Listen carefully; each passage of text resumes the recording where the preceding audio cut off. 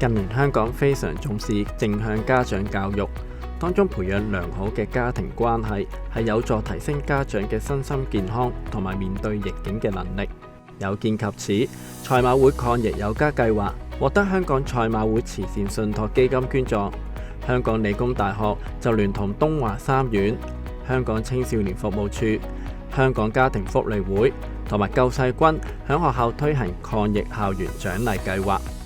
協助學校培訓一班家長成為大使，響學校入面為學生同埋家長提供不同類型嘅活動，推廣家庭抗疫力嘅信息，並以同路人嘅身份凝聚家長互相扶持，為學校注入更多正能量。不如一齊聽下兩位校長分享參加呢個計劃嘅原因啦。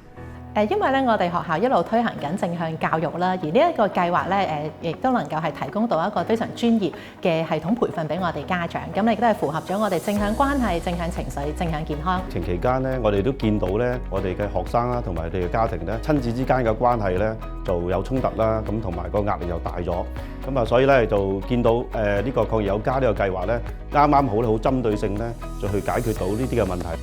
整個抗疫校園獎勵計劃分為培訓同埋實踐兩大部分，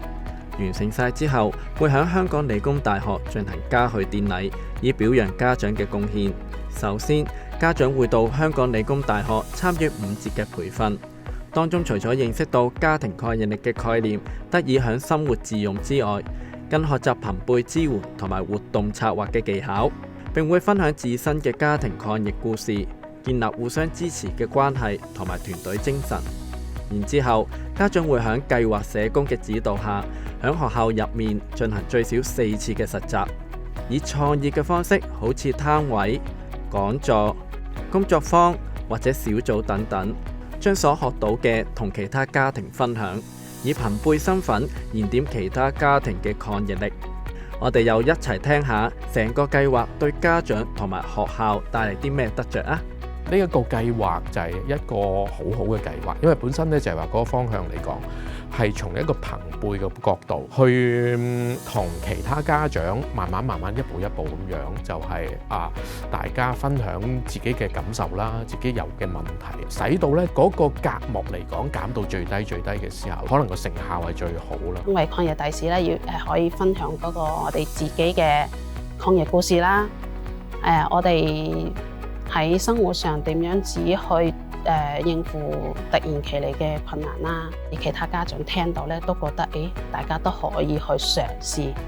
我自己覺得好有滿足感啦，同埋好開心嘅。佢哋就會先學懂咗，先照顧好自己嘅情緒，然後咧就會好耐心咧就去聆聽小朋友嘅心聲啊，同翻小朋友嘅相處咧都係融洽咗嘅，親子之間嘅關係亦都係好咗嘅。呢個計劃嘅裏邊最重要咧，培訓咗一個團隊，可以一路咧繼續可以互相支持，繼續可以互相鼓勵。咁我哋學校裏邊嘅抗疫大使咧，唔單止係佢哋嘅家庭嘅裏邊咧能夠釋放到呢一啲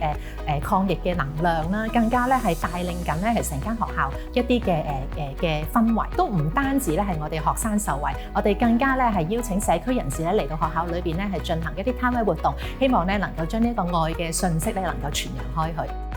如果學校有興趣參加呢個計劃，歡迎瀏覽我哋嘅網頁了解詳情，或者透過以下嘅方式同我哋聯絡啊！